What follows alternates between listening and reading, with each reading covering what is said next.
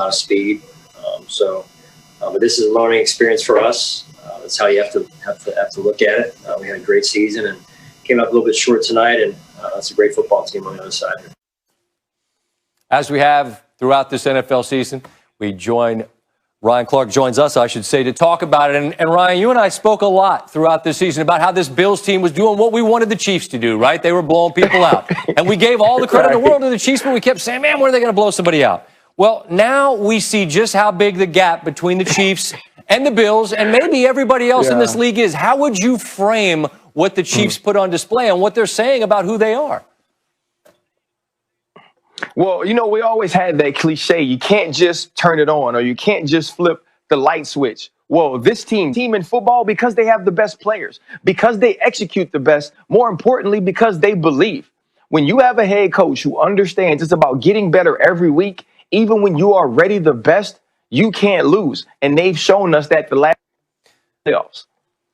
When Russillo and I used to have a radio show, we would talk about the idea of, can you have a successful season when you don't win a championship? And we landed with the idea that you undoubtedly can. If you're the Buffalo Bills, did you take a step forward this year? Yes. Did Allen take a step forward this year? Yes. But when you come up against this team with this young quarterback who's not going away, how do you convince yourself, Ryan, that you can gain on them? Well, listen, the first thing you don't do is go KD and join the Warriors. They make it seem some weeks. And so if you're Josh Allen, you go back to the drawing board and figure out what you did wrong tonight. If you're the Buffalo Bills defense, Leslie Frazier, you do the same because you understand no matter how good we are, they are the benchmark. The Kansas City Chiefs are how we are measured, and we have to be able to beat that team. But this is undoubtedly a step forward, undoubtedly a success for the Bills and the Bills Mafia.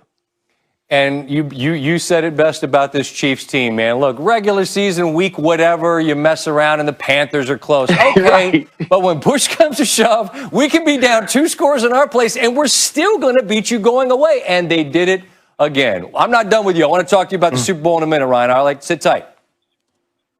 Insane. This is 10 appearances in the biggest game in American sports in his 21-year career. It'll also be his 3rd start in the Super Bowl after he turns 40, something no one's ever done. 1 time. He's done it 3 times. But afterwards, very happy Tom Brady heading back to the warmth of Florida and giving credit to everybody else that was part of this journey. This is the ultimate team sport. And, we've had a lot of people work really hard over a course of a period of time to get to this point. So to go on the road and win another road playoff game is just a great achievement. And, now home Super Bowl for the first time in NFL history, I think puts a lot of cool things in perspective. Anytime you're the first time doing something, it's usually a pretty good thing. This was fun because we had loud fans, and this was football for the first time this year for me.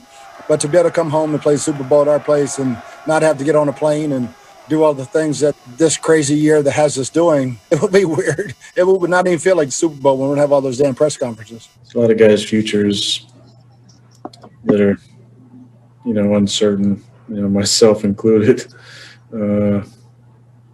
That's what's sad about it most.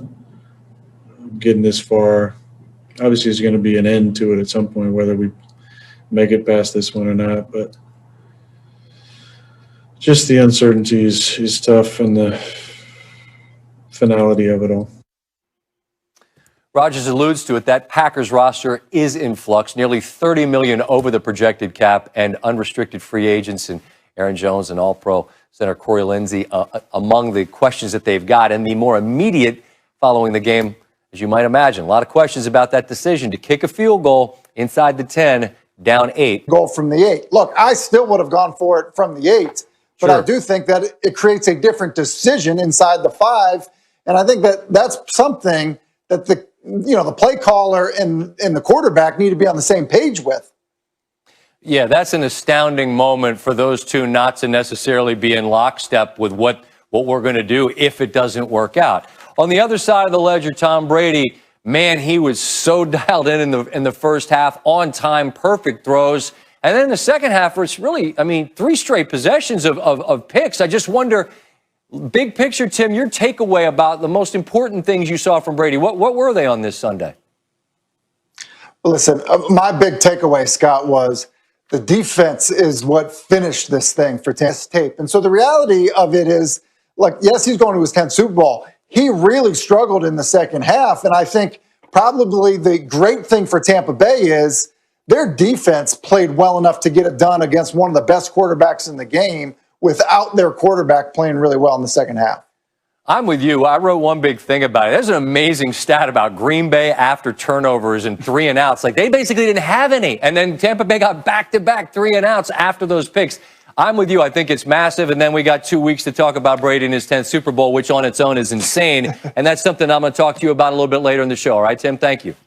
The studio, the friends, the championship weekend. Hi, everybody. Welcome to NFL Primetime Championship Sunday style. Chris Berman along with Keyshawn Johnson. Good to see you. You're up late tonight. Morning man on the radio now. You're up late. This must be big. More you can do, Boom. More you can do. Yeah, lefty relief, all that kind of stuff. So, look, we expected fun games on this day, and we were not disappointed, right? Not at all. Not disappointed at all. So where do we begin? With what just ended. Why don't we do that?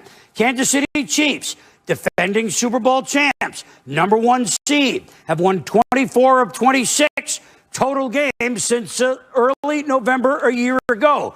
Patrick Mahomes knocked out in the second half last week. Would he play? We knew Friday that he would.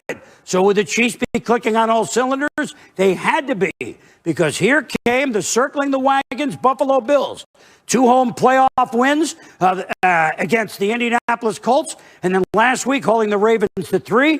The Bills have won 11 of 12. The only loss they've had in about 2 months was the Hail Mary. So you knew 2 hot teams, 2 capable offenses meeting at Arrowhead in the Heartland. And here we go for Travis Kelce. Now here we go. This is the numbers first. Patrick Mahomes. You can see that, 325, 29 of 30. Travis Kelce. And remember, Sammy Watkins didn't even play in this game. Imagine when he comes back. You know, I know for a fact, I'm not just guessing, the Chiefs knew they had to play a strong game the way the Bills had been playing both sides of the ball, and I include special teams, which is where they gave them a touchdown. And it's almost as if, no, we're not toying with other teams, taking nothing away from the Clevelands or whatever, but we can't do that if we really want to go back. Their defense is sneaky. Look, no one's going to compare them to the 2000 Baltimore Ravens on defense, but they're sneaky good. Do you agree? Yeah, they are sneaky good. And I think that when you look at them, though, from an offensive standpoint, when you got Josh Allen, yes, Stephon Diggs is top receiver, one of the top receivers in the National Football League, but when you hold him to 6 catches for 77 yards, that's not a big get.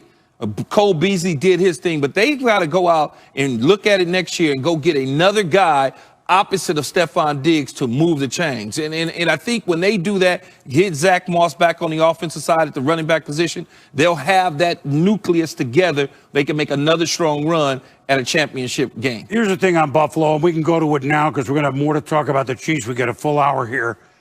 This Bills team, certainly they've been put together unbelievably, completely, building all 3 levels of it.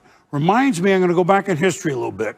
When the Green Bay Packers with Brett Favre and Mike Holmgren started advancing, they'd win 1 playoff game and then they'd get to the divisional round. Then in 95, look it up, they got to the championship game, first time at that level, and they ended up playing Dallas, who beat them, and Dallas went on to win their 3rd Super Bowl in 4 years.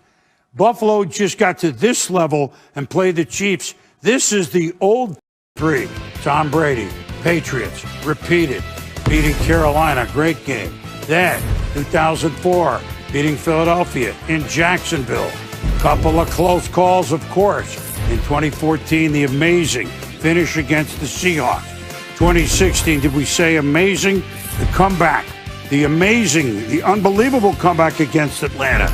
And then just a couple of years ago against the Los Angeles Rams. 6 Lombardi trophies, Tom Brady, Patriots. I mean, 2 decades. You're not going to see a team do this for 2 decades again. No, you're not going to. Not even close. However, we may see an individual keep winning, at least at the moment, because Tom Brady and the Buccaneers did not win their division. Okay, They were 7-5 going into their bye, but then they started rolling and rolling and rolling.